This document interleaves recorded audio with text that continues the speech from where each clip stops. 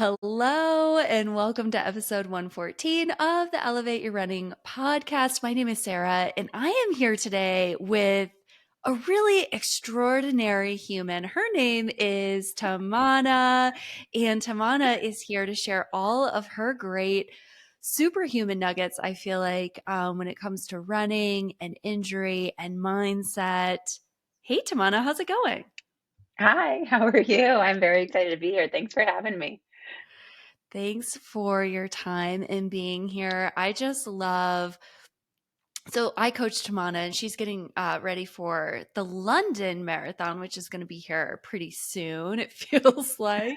I always say like the training days are long, but the training cycle is short, right? Like some of those workouts and Yeah, long runs are just like a beast, and then all of a sudden, like it's taper time. And it's time to like run the race. It's wild. But I coach Tamana, and every time we jump on a call and jump on FaceTime for our coaching calls, she has these incredible nuggets of wisdom that I feel like a lot of people can like learn from and hopefully add to their own training. And that's kind of what we're going to be getting into today. Tamana's kind of gone through a lot of shifts in her training and how she's flowed through it, the mindset strength around injury and how to overcome it when you're in the middle of a training cycle. And I think this is going to be a really powerful conversation. I'm Um, excited to have it with you, Sarah. yeah, it's going to be great. So before we get started and before you can give, like your intro, I'd love to celebrate some elevated moments. So what's your elevated moment of the week, of the day, of the hour? So it's actually my long run this past weekend, which I'm not sure if you remember, was a 16 miler with some marathon pace in there and transition miles and whatnot. And the elevate moment wasn't necessarily hitting the pace. I mean, the run was great. I felt fantastic. But it was a couple of comments that my running buddy had mentioned to me. She was getting like some stomach pains while she was taking some gels, and we needed to stop a couple of times. And one thing she said to me was, if this was maybe even a couple of years ago, you would never have stopped for me, which sounds really kind of, I mean, it makes me sound like an awful human. But what she was getting at was, I would have totally been in the frame of mind of, we can't stop, we must go, I must go, and just very linear and very unflexible. And so the fact that she has even noticed a bit of shift in just how I'm approaching training and being flexible and being understanding, and I'd like to think of myself as an empathetic person, but I think just hearing that from her and seeing that she even notices a difference in my mindset, that really made me feel pretty good. So that was my elevate moment. Oh my gosh, that's a huge win. That's so cool. I remember the long run. I remember the notes, and you're always really good about sharing like when you're stopping and when you're not and the reasons why behind it. I can always see when athletes stop. I don't know if everyone knows that, but like when you hit pause on your watch, I can see the dip in the pace, right? Um and I think that's such a cool evolution of you as a human, as a runner, as an athlete, because there gets to be a lot of flexibility in training. And are there some training runs where it's like really awesome if you can string together the 16 or the 20 without stopping? There's some benefits to that, right? But when it comes to the human spirit and stopping for someone that you're running with, or stopping if someone is hurt, or whatever the case is, or stopping because you need to, maybe you need to change shoes, maybe you need more hydration, maybe you just need to, it's such a good, I think it's a healthy place to be. It's a healthy place to come from and be at. And it's only going to help you on race day and for future races. I'm so excited for you.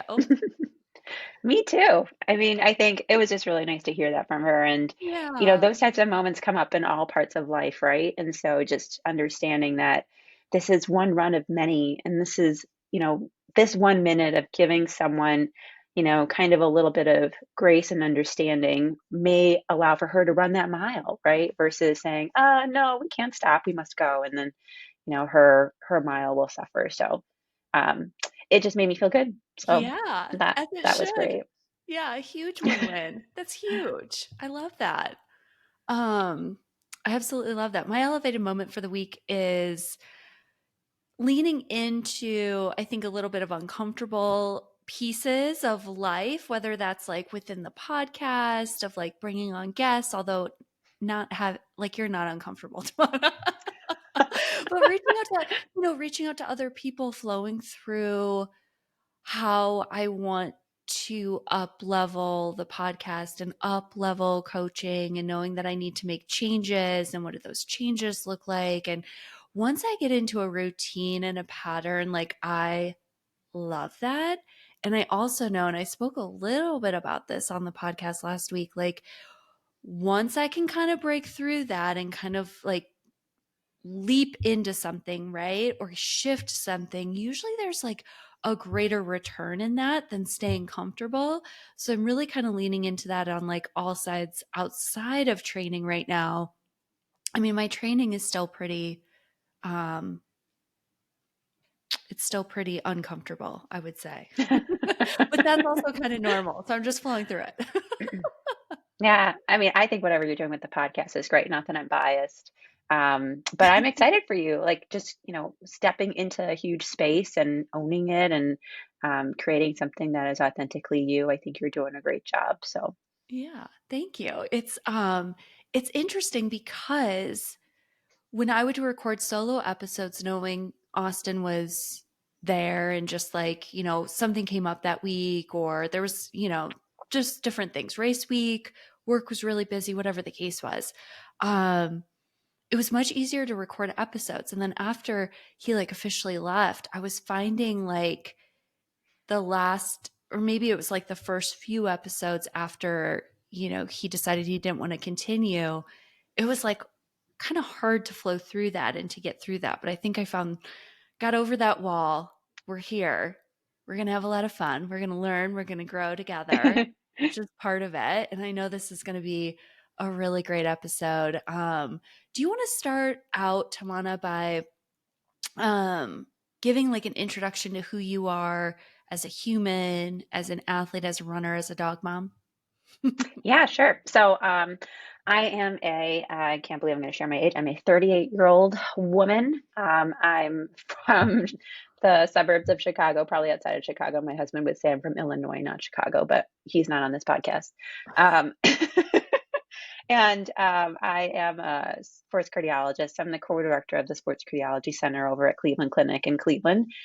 And then, yes, I'm a proud dog mom of four dogs. I think you have met all of them somewhere through FaceTime calls, all ages ranging from 16 down to I think our last adopted guy we think is maybe a year old, and they bring us a lot of joy. And then, in terms of kind of the rest of my life, I am married. My dogs are my children, and then I run. So I never ran growing up. I was a competitive figure skater. I did ballet, and did a lot of kind of music, particularly with piano and the viola. So running was like an awful chore and something we had to do in gym class. And I remember running the mile, and I hated it. I absolutely hated it. And then I went to college and I gained like the freshman 30, and it was very foreign.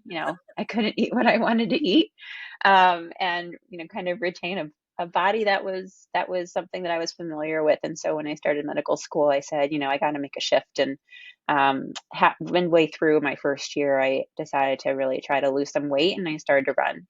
And even then, running was just kind of a couple of miles, a couple of times a week. I really didn't get into more endurance running and longer distance. And I think creating a practice of running until I started or actually interviewed for my sports cardiology training program. And that's where one of my mentors said, well, be prepared to bring a pair of running sneakers because you're going to start running. And I was like, yeah, right. Like, I don't run. I run a couple of miles.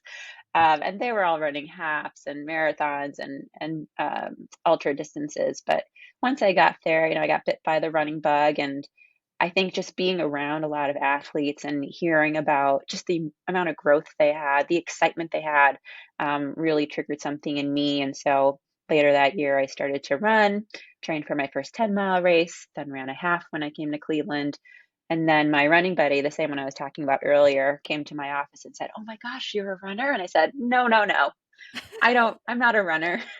I just run a little bit." And I had told her I'd run a half marathon, and she was like, "Well, when are you running a marathon?" And I said, "No, no, no.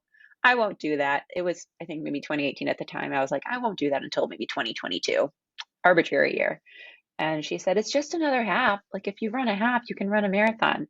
So that day, I ended up signing with a charity for the Chicago Marathon. I ended up running my first one in 2019. And then I think since then, I probably run about two a year. I think one last year. But after that first one, it was um, probably, I don't want to say it was a downward spiral. It was an incredible uphill spiral, filled with many incredible positive opportunities and growth, filled with a lot of injury and a lot of learning. But that's kind of got me where I'm here today. And then I started with the coach, I think, early on in kind of my running practice, and then was looking for a shift. And that's where I met you last year. Yeah. And here we are.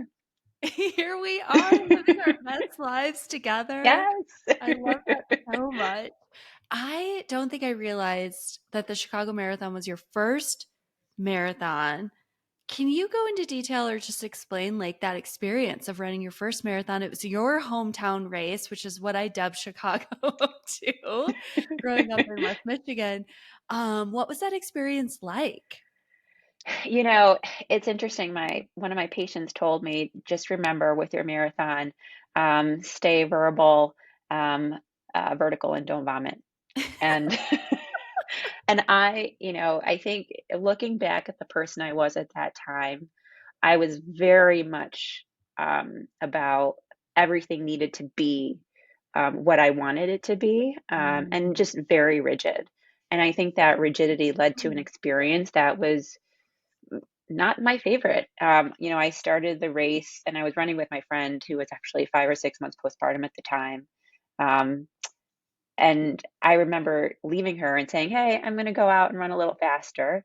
And then at around the 12, 13-mile mark, I had slowed down. I saw her purple sweatshirt or purple top, and I called out her name, and she was like, "Just keep going, you can keep doing it." And what I appreciate out of that moment is that, she gave me a little bit of grace when I had left her at the start and ended up finishing about 30 or 40 minutes after her. I'm really not painting a good picture of myself, but I promise I'm not a bad person. But yeah, so I started out strong, but then I had to go to the porta pot. I lost my gel, but not my gels, but my gummies in the porta pot. So then, I now had really no fuel, and this was something I had ever experienced. And then around maybe mile 12 or 13, my IT band started to hurt. So then I was run walking. Mile 17, I saw my now husband, and I started to cry because I was in so much pain. And there's actually a picture of us walking about a quarter mile on the race course together, holding hands, because I was just distraught. And then around maybe somewhere close to mile 20, there was a gentleman who had one of those kind of massage roller recovery rollers. And I went up to him and I was like, "Please, sir, my IT band is hurting so bad.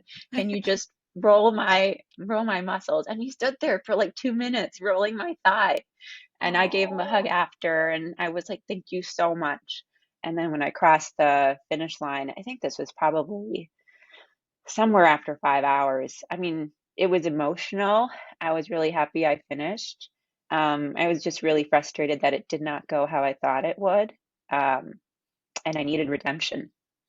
yeah. So I still look to Chicago thinking one day I'm going to go back and really experience the race, and probably have more gratitude on the race course versus a lot Yeah. of frustration. Yeah. And I think those are all very common feelings with runners, right? Especially new runners into the sport. And maybe those runners who are a bit more rigid and more focused on one goal versus looking at the big picture of all of it.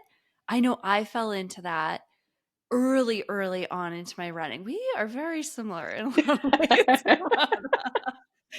And I used to be that runner who didn't want to stop for anyone to be like, this is what we're doing. This is the plan.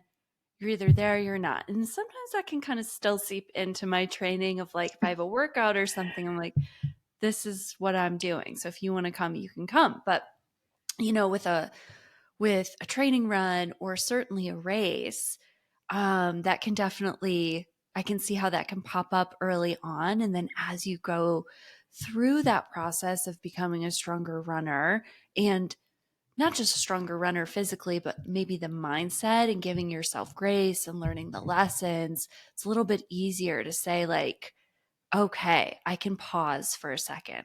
And I'm a big believer that anyone who finishes a marathon is like amazing. It doesn't matter what time it is, because a 5.5 hour marathon is, I would argue, actually harder than racing one at like 3:10, something like that, right? Because you're out Hmm. there. Time on feet is so much longer, so much longer. How do you Yeah. feel? I didn't realize you were so involved in sports as a child and like music as well. How do you feel like diving in and being all in on that as a child? Like, how has that kind of helped your running and your athletic lifestyle as an adult? I mean, I think that I was pretty disciplined growing up, and that's Mhm. probably a testament to my parents. They were quite disciplined and worked really hard, and they worked really hard to give us those types of opportunities. So when we had them, I'm not going to lie, there were times when I didn't want to practice and, was really tired to go into the rink, but I went. And I think that consistency helped me realize that a consistent habit and consistent practice leads to outcomes, and Yeah. positive outcomes. I skated pretty well and I was, did pretty well at the piano. And I think I did so many different things that um, I was really good at, and I didn't really pick one thing that I wanted to excel at. And so kind of Mm. having an even playing field of different skills, was really exciting for me. But running's the first time where I actually, particularly at this stage in my life, said, "You know what? This is kind of a hobby that I wanna focus on." Especially Mhm. after, going through medical training and moving every couple of years, you kind of reach a point when you're at your job saying, "What's next?" And that's very different for many people, but for me, running became something that I could my kind of focus on creating goals with. I have my own professional goals, but I think different from skating and piano, this was finally something where I could say, you know what, I want to invest time. I Mhm. want to invest, money, and I want to invest kind of some sort of ideology around this particular sport. And so the discipline and the consistency that I had growing up was easily translatable to running. It was Mhm. just a very different form. And I think being older and going into something, sometimes I feel like there's this sense um, of having finite time, whereas when Mhm. you're young, time is infinite. And I'm sure that played a role in wanting to progress really quickly and then not necessarily seeing that happen because it was just a cycle of injury after injury. And I never got injured, like knock on wood, never got injured when I was younger. Never broke a bone, never sprained anything. So running really introduced me to how bodies can break down, particularly when you're just not in alignment with what you're expecting from your body, and where your mind essentially is at versus where your body is. If those two things really aren't connected, something's going to give, whether it be your mental health or your physical health. Yeah, that is so powerful. Can you kind of speak to the evolution of finishing the Chicago Marathon, which was 2019, right? And then going through a series of injuries. When did the injuries pop up? What did they look like? Were you training at the time? And kind of give us like um, a picture into your life at that point. Yeah, so my coach was wonderful. And I would like to think that I think I was relatively easy to work with, but it's hard sometimes to work with someone who wants so much so quickly, but just continues to kind of set herself back. And looking back, I think that's where I was. And so I had had IT band issues way Mhm. before that marathon. I had them with my um, the first 10K I ran, and then that translated into the first half marathon I had ran. And I never really was into strength training. I really just kept trying to run, run, run because that's what I thought. To get better at running, you keep running. And I hated lifting. I really just never had to do that before. And so I didn't understand the connection between, kind of creating the muscular strength and the tendon strength to support your movement. And so the IT band injury kind of chased me after that marathon. And then after that, it ended up becoming runner's knee. And I would just go back and forth between runner's knee, IT band, prox hamstring. Those tended to be kind of my big three. And every time I would kind of end an injury cycle, it would be sometimes somewhere in the middle of an abbreviated training cycle for a race. I'd get through the race. I might get injured through the race.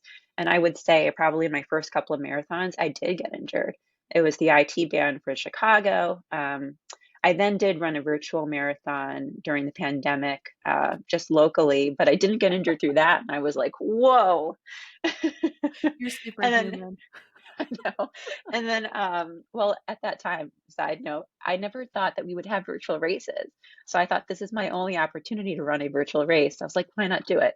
And here we are. Oh, Yeah. I really love that mindset shift of let's make this into a win, let's make this fun Yeah. versus like, poo-pooing it. So it's Hmm. definitely tough mentally, Oh yeah. mentally and physically. Yeah.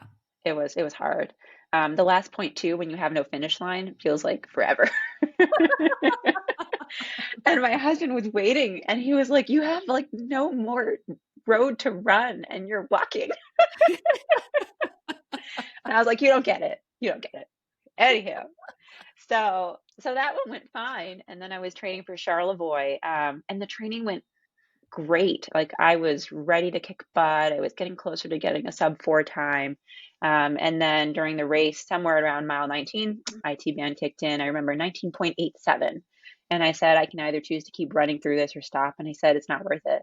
And so I just stopped and ran, walked, and tried to chat up with some people and just kind of encourage others and myself to just get to the end. And then, yeah, so it was just those consistent injury cycles and me not really understanding what I needed to prevent that got in the way of me stacking training.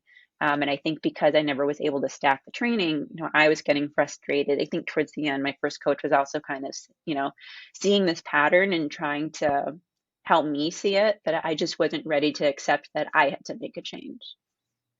Yeah, and that's a really powerful statement too. It's oftentimes like we we all have blind spots as runners, as humans, and we're on our own timetable to some extent of when we actually see it and when we're like, oh, aha, whether, someone's trying to point it out to us or we see it in like a communication effort with someone else. I know I've kind of gone through this like over the last few weeks, this like aha moment of something with my parents. And I'm just like, oh, wow, this is like breakthrough of like, all these things, right? And the same thing can be applied to running. Um, what was it that kind of broke you out of that pattern and what made you shift and change to become a stronger version of you? So I did start strength training, and I think that definitely did help, but it didn't fix the problem Mhm. because I don't think I was ready to give myself flexibility. I kind of talked a Mm. little bit about such a rigid mindset, and I thought that was the path to success. And I could buy all the recovery tools, I could do all the strength training, I could overrun all the paces. But if I wasn't flexible with taking time to recover or flexible with allowing myself to approach a run in a different way or to be receptive to what my coach was telling me or what my body was telling me. I wasn't going to Mhm. make that advancement. And so I think around last year, I was supposed to run Paris Marathon in April. And I remember I did a run late February in the snow that took me like nearly 4 hours. It was a 20-mile run. And my friend and I are like, no, we're going to get the 20 done. And I just wanted to stop. Pain and thinking, it's very minimal. It's going to go away. And so, I lathered on the Voltaren gel. I kind of ran through, I don't want to say I ran through pain, but I definitely subdued the pain enough to just do more damage. And then I just had to call it. And that was the first time where I just didn't even start. And I think after that, I mean, I turned that trip into a positive trip. I used that as a way to spend time with my mom and, go to Paris and go to Spain and just kind of get out of the feels of missing a race. But I think after that, I never realized how emotionally um, charged I was about being injured so often. Mm, And it got me really tearful. I think I'm still very emotional about it. yeah. Um, but that made me kind of see that I had to shift. So I actually ended up reaching out to a sports psychologist, Emily Saul, Mhm. who is excellent. And I remember, I remember writing her an email saying that, I run and I run marathons and I keep getting injured. And I was crying while I was writing this email. And I said, this is like, I need help. So that kind of was what set me off to starting to focus more so on my mindset and my mental health, which really helped. And I think people around me noticed because my husband, when I told him, you know what, I think I'm going to reach out to a sports psychologist. And I remember we were sitting in the car and he just kind of patted my knee and said, I think that's a really good idea. So she's helped me so much.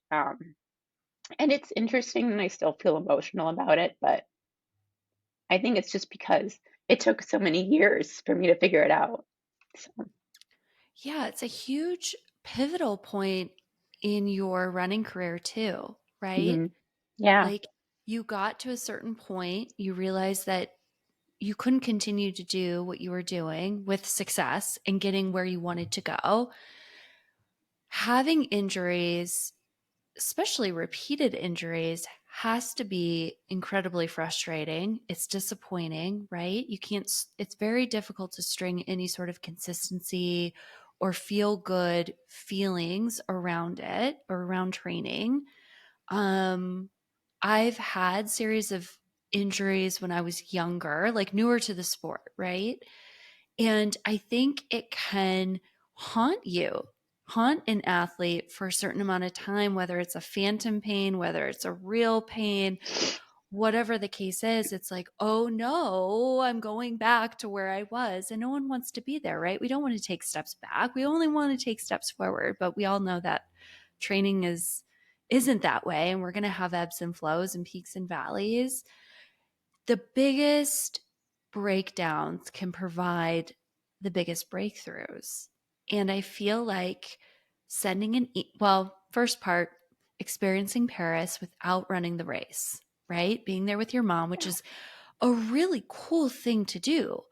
But at the end of the day, the goal was to run the marathon there and then Yeah. vacation. So it's like very difficult to flow through that, right? How many people listening have maybe signed up for a race, can't do the race, and you see like all your friends running it, or it was supposed to be a vacation, and you either don't take the vacation or you do take it, but then you don't run the race.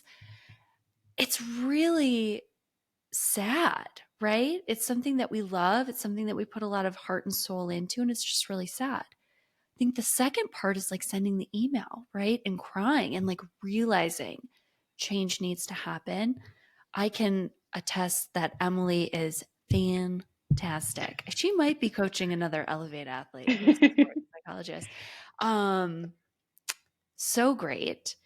What have been your biggest takeaways from working with Emily? That was a year ago for context. The Paris Marathon was a year ago. You and I started working together shortly after. It was right around the Mhm. Boston Marathon time frame, so like mid to late April. What have been your biggest takeaways as a runner working with Emily and kind of how you've flowed through the last year? So I think it was two shifts. One, I changed coaches. And I'm not saying that, my first coach Yeah. and I just didn't vibe. I mean, we were together for, I think at that point, 4 years, but I really had to. be open to a new perspective. And she kind of did it for me. I mean, she is incredible. And she even said, I think we're just kind of on two different wavelengths. And um, once I started working with you and being open to just incorporating more change, that's when I started to reach out to Emily. And that, I'm a very sensitive person in terms of I cry very easily, obviously. And so my first session with her was just me really distraught. And I think the issue was, as you kind of alluded to, injury was very fear provoking. It was a trigger. Mhm. And I was running out of fear. So anytime I felt something, I was like, oh no, something's coming up. Um, I need to try to get as much running as I can before it turns into a full blown injury. So it just was not the right approach. And so what she allowed me to do is exactly what you said. Um, kind of see injury as an opportunity. And it did turn into an opportunity, right? Like this last injury last April, and even the one I had after that, Yeah. um, they were opportunities. They kind of allowed me to reflect on not just what I was doing, like the recovery and the PT and kind of all that superficial stuff, but kind of reframing my runs as not being, things that were going to cause injury, but things that I could get back to where I could be strong so they could demonstrate my strength. And once I started to see that shift and I started to heal, and we worked through kind of a lot of the emotional struggles and I think just kind of how I was viewing running. And I think I Mhm. was probably really focused on the goal and the outcome and not so much process oriented. That really opened up like a whole new perspective. And I joke with her a little bit in the sense that even while we're training for London, I feel like I'm in a frosty cube or like a frosty ball, and I'm kind of just rolling down the road doing my training. And I see like my little Garmin guy just kind of walking and I'm stacking the bricks. And I don't necessarily see London Marathon through a clear lens, but my Mhm. frosty ball is rolling towards the marathon. And I'm like staying within myself and I'm staying within my training. And I think that for me has created a very healthy mental perspective. Like I don't feel the pressure of a time goal. I have a goal, obviously, but we talked about this. My win here is having a successful training cycle where I don't get injured so that we can continue to stack it. So I think changing my perspective to from I need to get a sub 4 or I need to get in all the marathons within this period of time has now shifted to longevity. And I think maybe I was thinking about longevity superficially, but I never really committed to it. And now I feel like running is calm and running is giving me back so much more, even Mm. more than maybe what I was getting in my early years. Because running has always been great for me in terms of just the gains I've had and the growth that I could get out of running each run. But now I feel like I'm kind of finally within the type of practice that I want to continue. And so I think because of that, I've kind of found my flow. Um, Mhm. and I feel like mentally, I'm like there, I'm in it. And that's a really, to quote you, exciting place to be. That is an exciting place to be. I teared up a little bit when you were talking because you are very process oriented right now. You briefly mentioned another injury. So you had like a calf tweak last I summer did.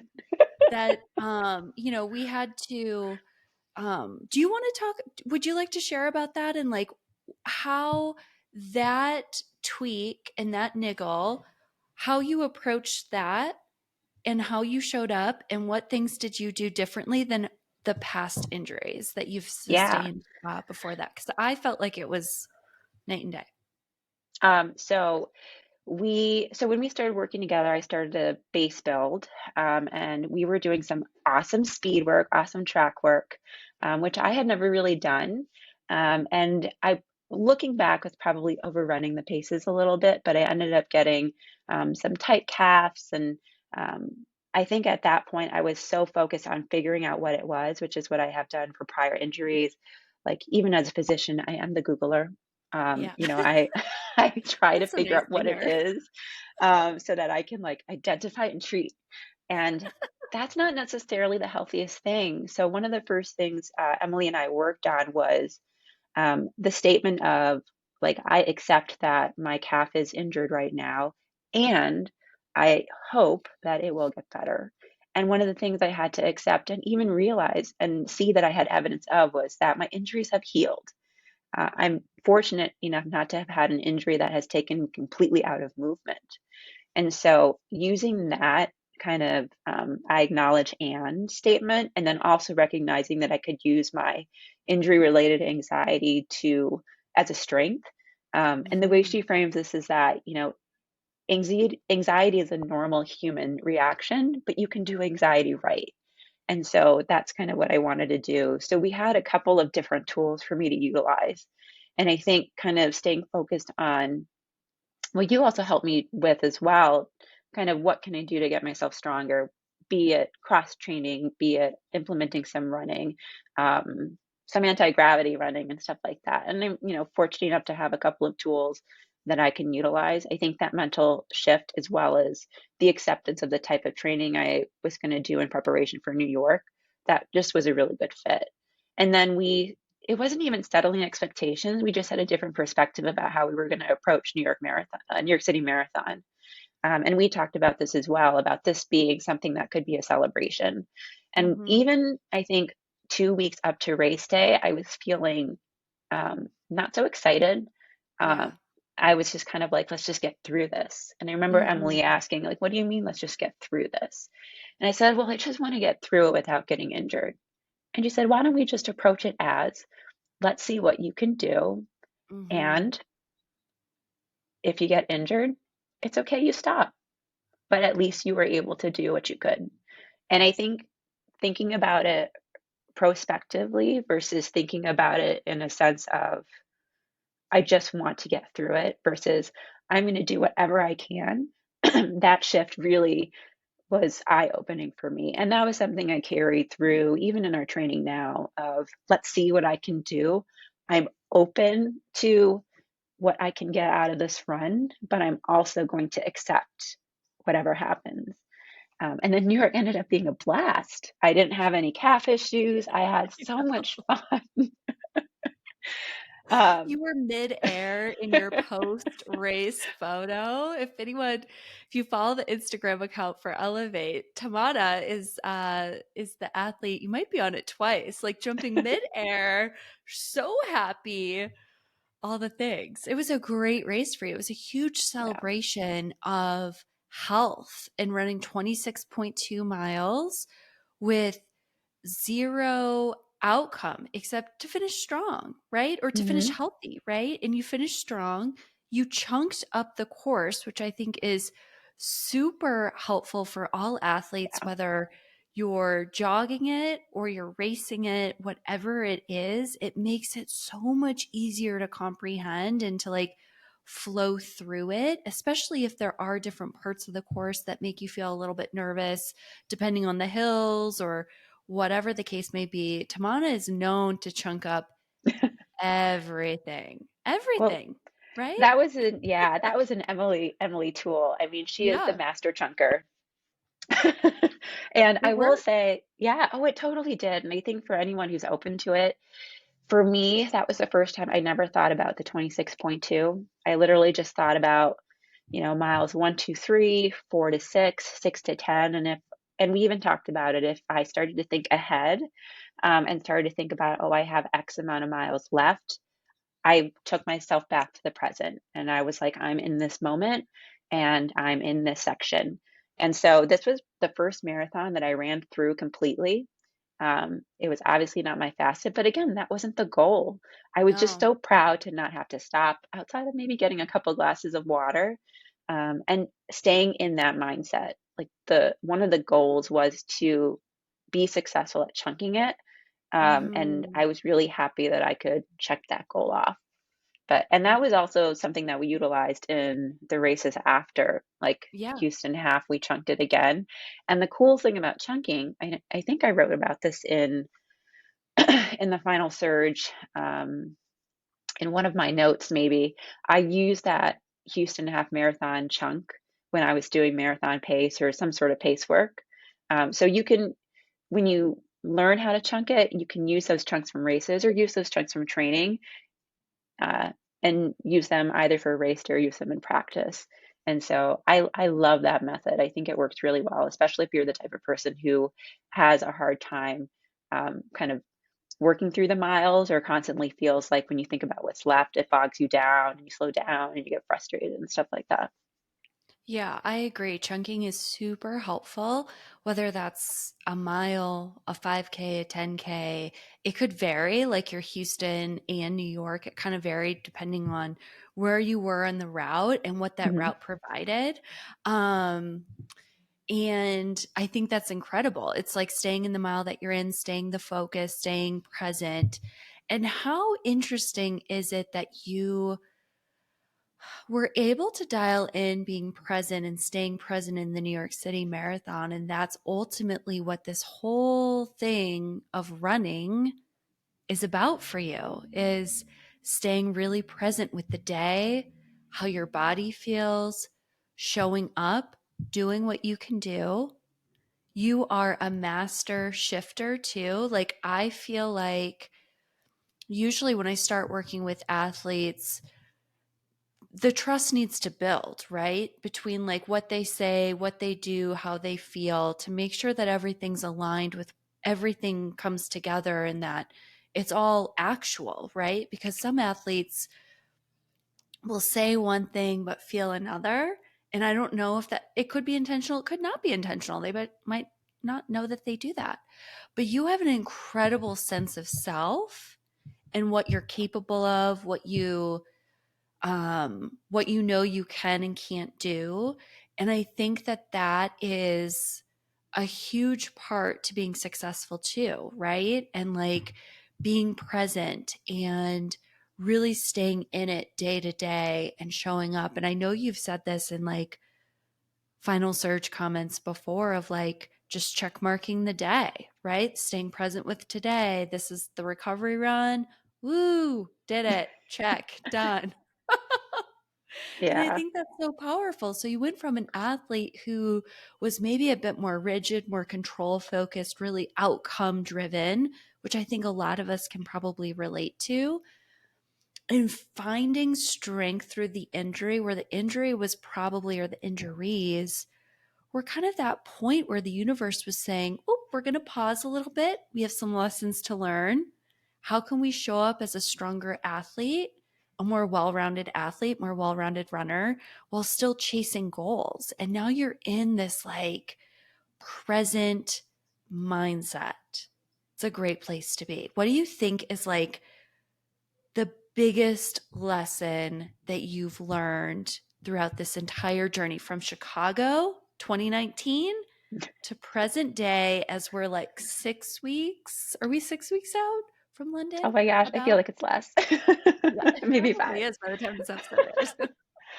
Um, vulnerability is an asset, Yeah. and we all want to be strong.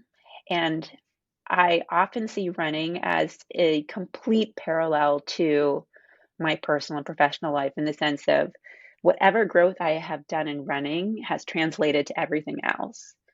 So, being kind of a bit of a type A and, someone who likes to be in control and gets frustrated when things kind of fall out of alignment, seeing that shift in running and in life has been incredible.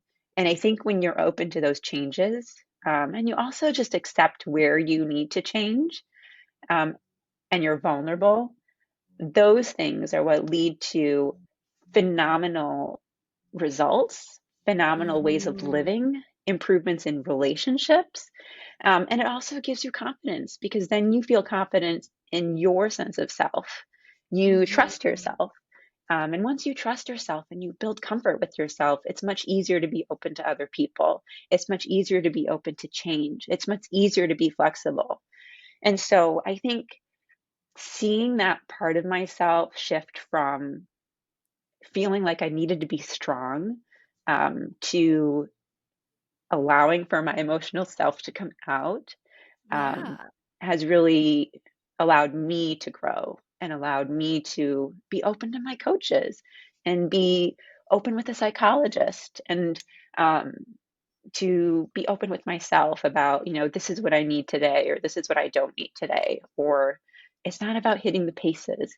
It's not Yeah. about, getting that time for a race. It's really about doing something that I'm able to do today. I don't know if I can do it tomorrow, but today I can. So Mhm. let's have some fun with it. Let's have some gratitude, um, and just enjoy the moment.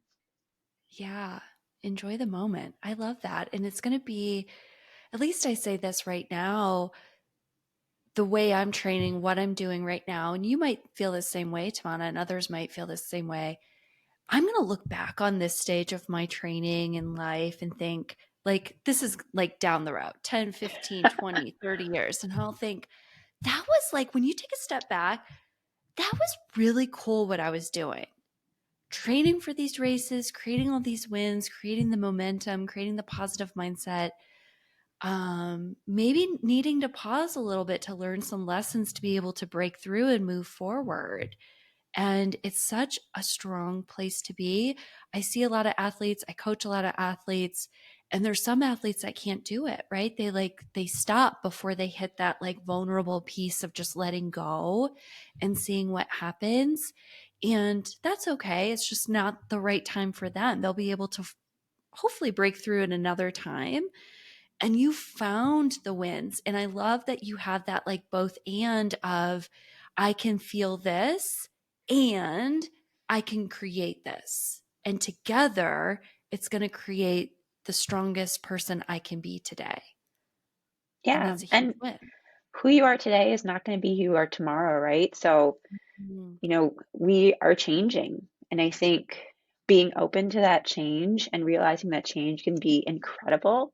I think that's also another opportunity you can give yourself. And just recognizing that I think if you look inside and kind of don't see running for necessarily what it is, just running, you're pushing limits every day, right? So for anyone who's listening who just ran their first race or ran a distance that they never ran before, you did something you maybe thought was impossible yesterday or was not possible yesterday, right? Yeah. And you tell us all the time, like, on a race day, you just ran 26.2 more miles than you had yesterday. So if Yeah. you even shift perspective into something that's so, I don't wanna say small, but just so, simplified, that might help you recognize how much you're actually doing, and that part is translatable, that piece of getting comfortable, opening the door, walking through the doorway, breaking the ceiling, pushing the limits, pushing the boundaries. I think if anything, that was the greatest gift of running, just recognizing my potential, and going after it, and if you go after it in your run, you will be much more confident and comfortable to go after it in your relationships and in your professional life and wherever you want to take it.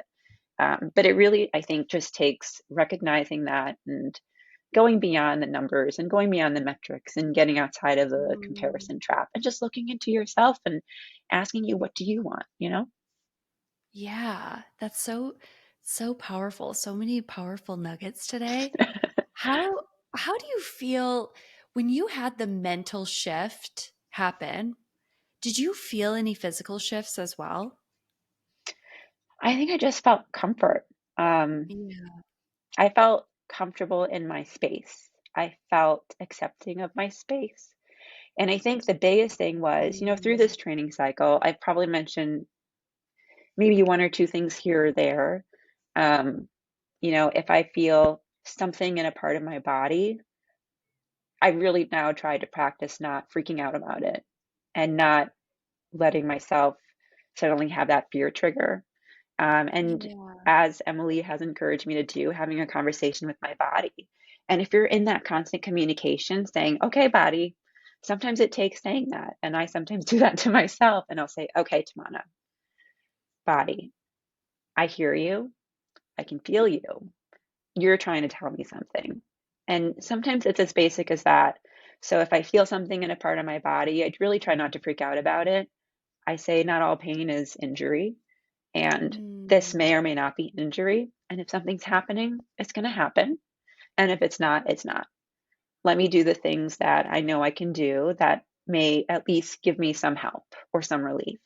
And it's not all those recovery tools. We talked about this, I think, at our last coaching call, Yeah. but it's not all those one percenters.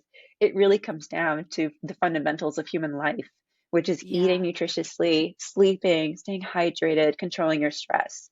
And I actually think that exercise of communicating with my body, getting away from the fear stimulus, working on a lot of those acknowledge and statements, and then focusing on those big chunks that give us the biggest yield has helped me progress through this training cycle in a much healthier and a happier way.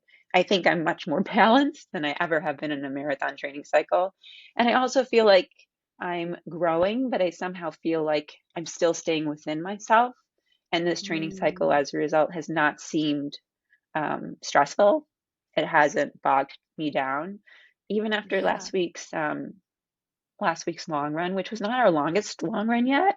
This Not may yet. change after the Saturday, but I didn't really, and I haven't felt like really fatigued and exhausted through training. You're going to totally like ramp up something in my training now. I'm But what gonna I'm turn the trying to dial. yeah, but what I'm trying to say is I don't have that mental fatigue I typically have when we're about a month or 5 weeks out of a marathon training cycle. So what Mhm. I'm getting at is changing the focus, shifting my perspective, focusing on the process and practicing a lot of those things, a lot of those different tools has just helped me be in a much healthier space as we're moving towards London. Yeah, and that's a really strong place to be. And if anyone's going into a marathon to race or to run and you're feeling fatigued, you're feeling tired, it's how I felt going into Boston last year.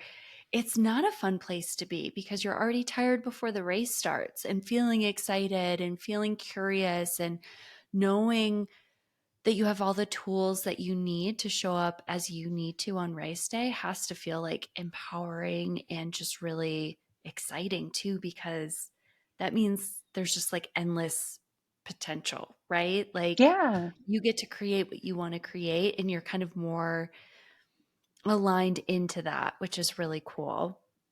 Hmm. Um, and I love the comment of staying within yourself. I think oftentimes I'm guilty of this. We try and overrun pace. We try and compare ourselves.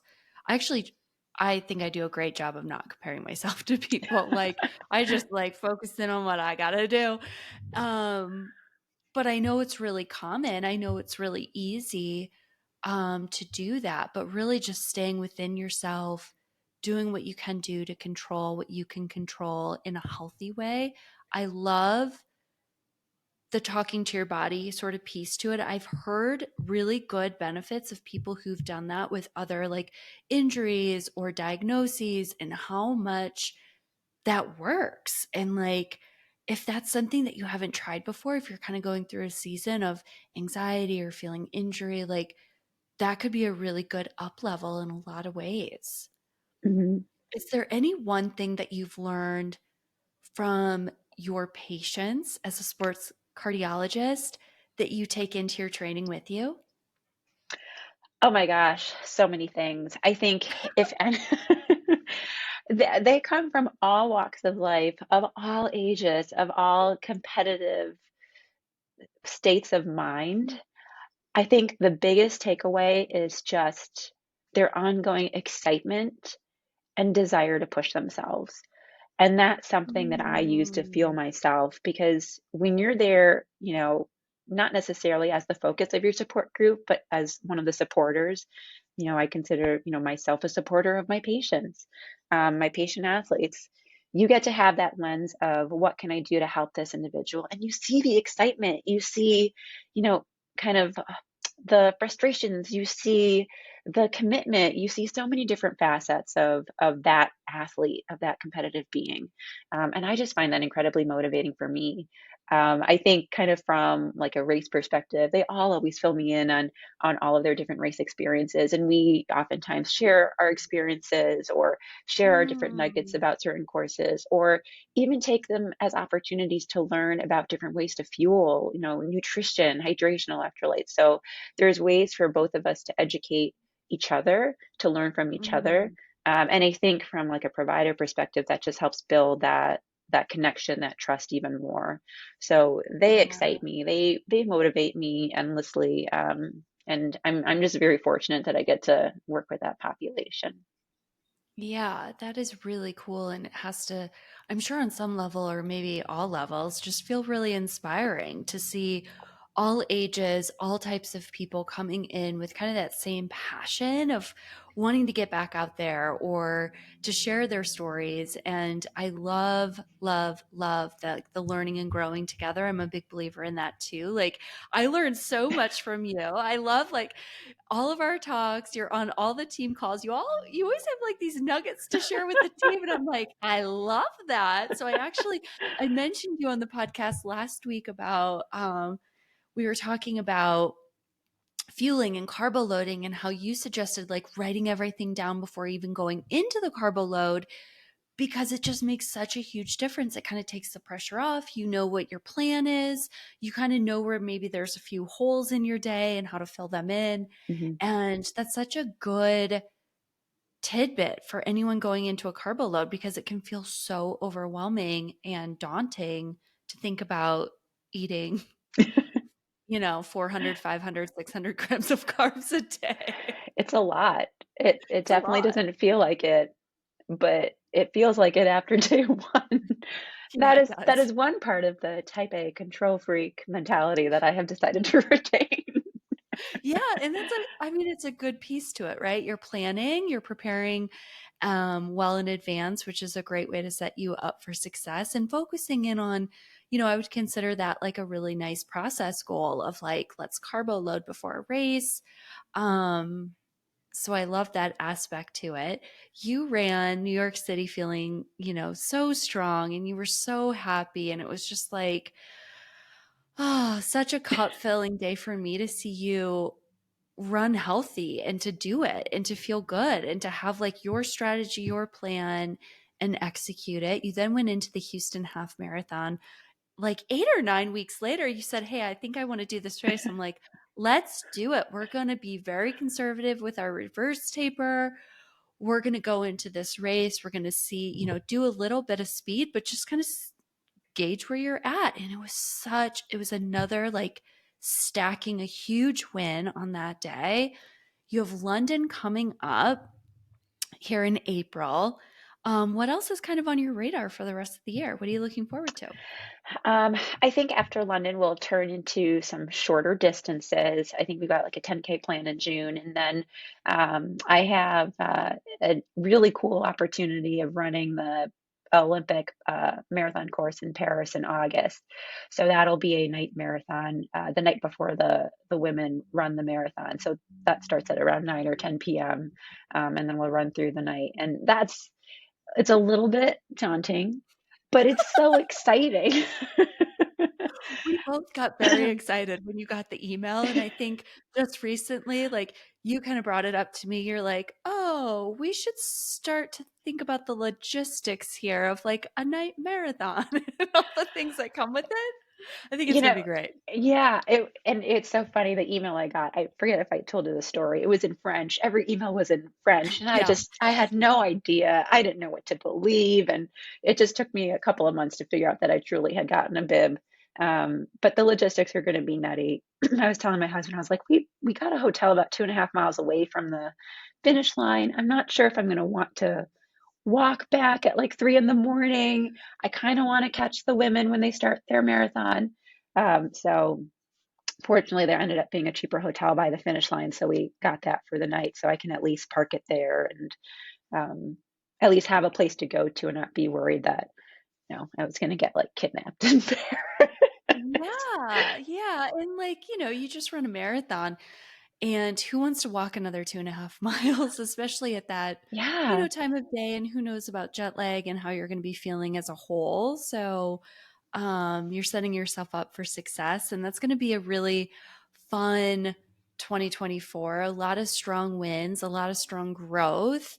And you're doing all the right things. You're leaning into what is going to up level you the most. And I think that's the most exciting place to be because I'm a big believer, if the outcome isn't there, that's okay because if the strength was created in the training cycle, you can't lose that. It's right, just going to stay with you and then it's right. just going to like compound and you're going to have like, at some point the athlete, the runner gets to have this like, breakthrough day or whatever and gets to capitalize and kind of cash in on all of those process deposits made along the way. It's all about those deposits. They never leave. Right, yeah, and that's exactly, I think, how I've been thinking about it. I was talking about it with my friend too, and it's just whatever you put into it will stay. And Mhm. if you think about it that way, race day doesn't even matter. I mean, yes, to some Yeah. extent, obviously, we're excited about and we want to achieve a certain goal, but if you think about it in that perspective, you're probably going to gain more from your training, gain more from your runs, be open to the things that your body is telling you it needs. And like you said, those things are going to translate into having a successful day or at least stack the training Yeah. and avoid some of these injuries. Yeah, for sure. Yeah, and that's a huge place to be able to stack training cycles, to stack the wins, to stack the confidence.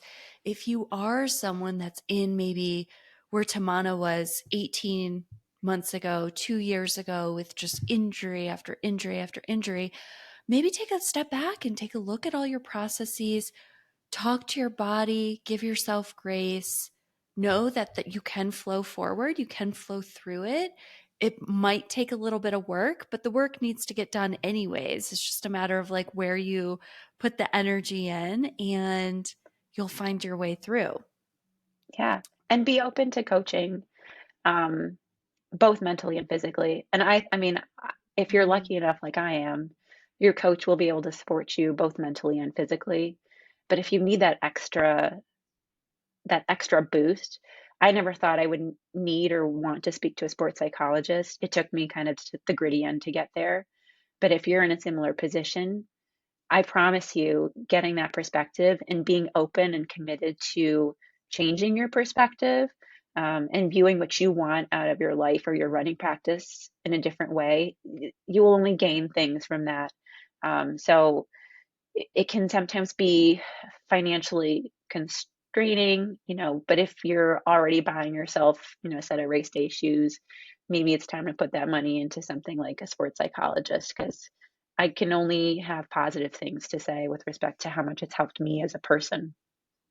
Yeah, that's beautiful. That's really well said. And y- I've seen those like Instagram posts about like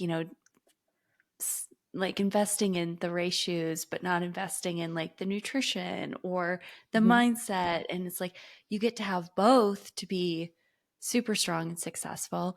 You are such a bright light, Tamana. You're so inspiring.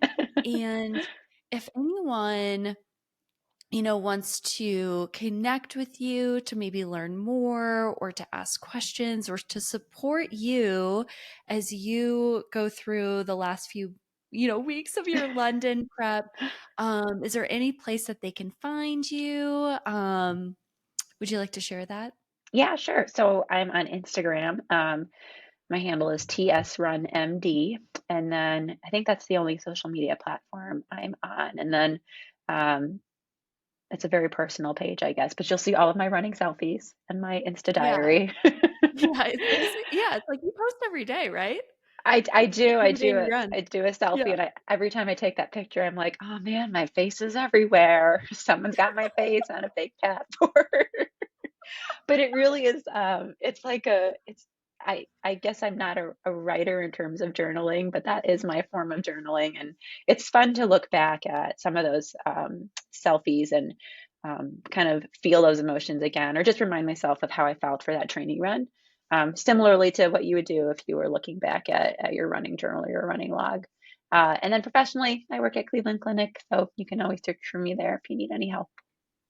That's awesome. Thank you so much for today. I appreciate you. I know the audience does, and I'm sure they have a nugget or two that they've tucked away, and maybe they'll use it later. Maybe they'll use it today. And that's what it's all about. Thank you so much for your Thank time. you. I appreciate you too. Thanks so much for having me. This was a blast. You're welcome.